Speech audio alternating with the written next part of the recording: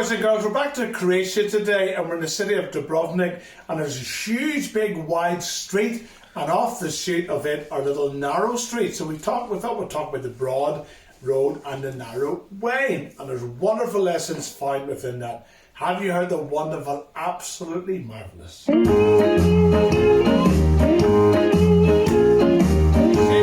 along, keep on.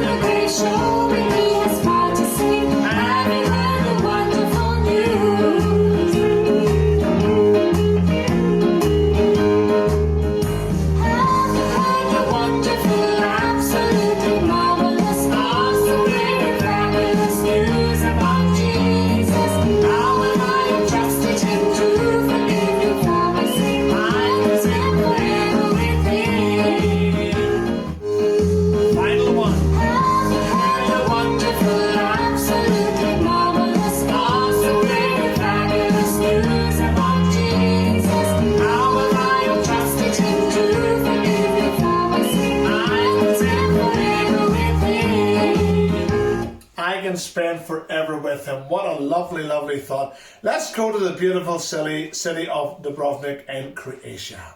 G'day boys and girls, today we are in Dubrovnik in Croatia, and whenever I think about the Bible, one of the most famous sermons in all the Bible was preached or spoken to by Jesus, and he went up onto a mountain. It's known as the Sermon on the Mount. Within that sermon you can have a mini Bible, or if you want to be a follower of Jesus, then all of the teaching, so much teaching. It contains the Beatitudes, the Lord's Prayer, and so many little simple instructions which has got so much truth for us to follow God.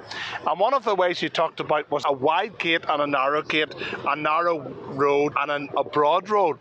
So we're going to try and find a gate, and we're also going to find a road, a narrow path, a broad path, a narrow gate and a broad gate. And he spoke on the Sermon on the Mount. Just at the foot of it was the Sea of Galilee. So you can see the water here, you can see the mountain. Of course it's not really well built up now, but you can imagine what it was like. The weather of course is beautiful, and not only were the disciples there, but lots of his followers and lots of people, multitudes of people just loved to hear Jesus speak, because he spoke truth. And people loved the simplicity of his teaching. He wasn't a pastor or a minister or a youth worker. He was Jesus, and he just spoke to people as they liked to listen and understood. And that's what being a follower of the Lord Jesus is. Somebody that just believes in the Lord Jesus, wants to be saved from their sin, believes what he done on the cross was enough to take away all our sin. Then when you believe in him, trust in him, you start to follow him. And that's why portions in the Bible, like Matthew chapter 5, 6 and 7, are become like a mini rule book for us to learn so much about God. So we're going to go now and find a broad road, a narrow way, but before that we're going to find a wide gate and also a wee narrow gate. I wonder if I can find a narrow gate. Let's go. In this sermon, the Lord Jesus talks about many, many things. Two of them are about gates. One of them was a very narrow gate, and the other one was a very, very wide gate. And he was using the illustration. He said, wide is the gate, broad is the way. Many people go through this gate, but he said that gate leads to destruction. On the other hand, the narrow gate, he said, few there be that find it. And this way is the way that leads to everlasting life. And this is the way for the Christian to walk. He was saying many people go through the broad gate, the broad way, and find that way, but few people find the narrow way. And he said that's the way that leads to God. That's the way that leads to everlasting life. So we're going to find a broad road and a narrow path. Wonder if we can find one. So right now I'm on a broad road here in Dubrovnik in Croatia, there's a really broad path, many narrow roads as well. On the broad road, you can see many people are going about with their business. They're on their telephones, they're organising business. There's coffee shops, tourist information. People from all over the world literally travel. People from France, from Germany, from Finland, from America, Australia, the UK. Nearly every nationality, you can hear them talking in the background. So people are travelling, going about their business. It's a holiday for lots of people, so they're busy working.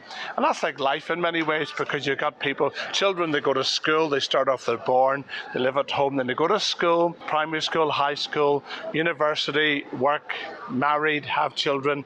Another generation comes along, and that's life for many people.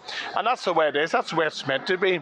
But whenever Jesus was talking here on the Sermon of the Mount, he was using an illustration. He talked about the Beatitudes. He mentioned the Lord's Prayer. Do you know the Lord's Prayer? Our Father which art in heaven, hallowed be thy name, thy kingdom come. So the whole time he was getting the people to focus. So Matthew chapter 5, 6 and 7, those three chapters sums up the Christian life very importantly. And Jesus on this Sermon on the Mount, he was speaking to his disciples, but so many people were interested on his teaching, and they just loved his teaching and his application because it was so simple yet so powerful. And many times he would just say a few words and it made so much sense. And here he was just using an illustration about a broad road and a narrow way. And he said, just like the gate, the broad gate, he said many people naturally go through the wide gate, but he said that gate leads to destruction. And he also said the broad road, and this is a broad road. Most people are on the broad road. They're all coming and going, and people just go through life. But at the end of their life, Jesus was saying few people go the narrow way. In other words, few people follow God or want to go to heaven or end up in heaven. Most people just go the broad road, which leads to destruction, leads to a life without God. And that's why it's so important as children to realize this is life. It's the way it is, and it gets faster and faster and busier and more complicated. Even though technology is advancing so fast, life continues just like a rat race all the time. This is a picture of the broad road. People coming and going, all different directions, all different shapes, sizes, ages of people, small children, babies, older people, people with sticks, and they're coming and going from all over the world. And that's why the Lord Jesus says, go into all the world and preach the gospel to every creature. He wants every tribe, every nation, every country, every people, every generation to know and to learn about God. So this is a picture of the broad road. And now we're going to step off onto a more narrow way and to see the difference. This is me going parallel now on the narrow path. Here in this city, there are lots of narrow streets and a big broad main street. Most people are on the main street, but few people go off the main street onto the narrow path. And I love this street because you can see behind me there's lots and lots of light. And I'm in the dark now, but the closer you walk to the light, the more radiant it becomes, more interesting it becomes, more people you can find. And that reminds me of the Christian life. So many people think the Christian life's dull and boring. I absolutely love it because you can live for God, you can please God, and I can have lots of fun all the time as well. But to me, it's all about pleasing God and finding God. I've been a Christian for many years, most of my life now, and I just love it. And every day I just want to serve God more because I know every day I live, I'm one day closer to the day I die. And the moment I die, I am then with the Lord Jesus forever in heaven. That's why he said broad is the way, and many people follow the broad way because that's just about life here on earth. But the narrow way is focusing on life with God forever in heaven. And he talks about the narrow way. And as you can see, there are few people on this pathway. And whenever you think of the world's generation, most people do not follow God. Most people are not interested in God. Most people don't even care about God, believe it or not. I remember at primary school, not so many people were interested in God. At high school, even less people were interested in following God. And for me, that was a picture of what it's like in the real world. That's why, boys and girls, when you're at primary school, it's the best time to think about God. Find him and follow him. Put your trust in him. Understand the Bible. And he said it's not an easy way. The easy way is the broad road, because that's just living a life without God. But to live a life with God, it's a challenge. It can be lonely. But remember, when you're a Christian, God is always with you, so you're always in the majority. And the real challenge is just as you, like walking through the narrow way, the closer you get to the end, the brighter it shines. And that's a picture of the light of God shining in you and through you. And it leads to the light of the world, which is the Lord Jesus. And ultimately, heaven one day for the Christian. I can't wait for that day. Lovely, lovely city, wonderful lessons, little narrow streets. I want to challenge the broad and narrow way. To follow the Lord Jesus, to be a Christian, of course, it takes obedience to obey him. And here's a song reminding us how to live the Christian life. Can you spell the word obedience? Obedience is the very best way to show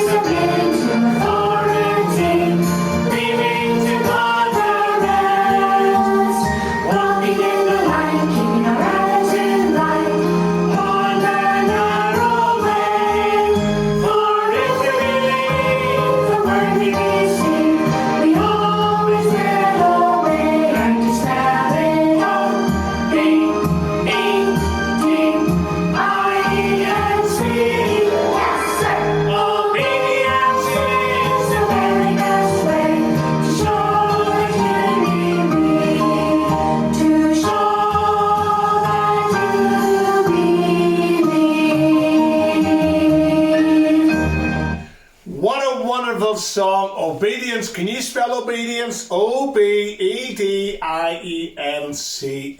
A real challenge when a person becomes a Christian. You've got to obey him, trust and obey, for there's no other way to be happy in Jesus but to trust and obey. That's all for me, Colin, today, and we'll see you next time.